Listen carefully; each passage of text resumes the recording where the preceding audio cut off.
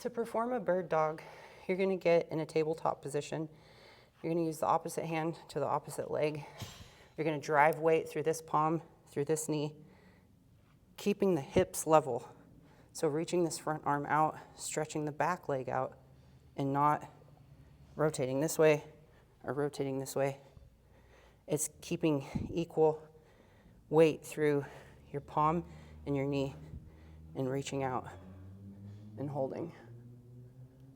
And lift that arm as high as you can and switch sides.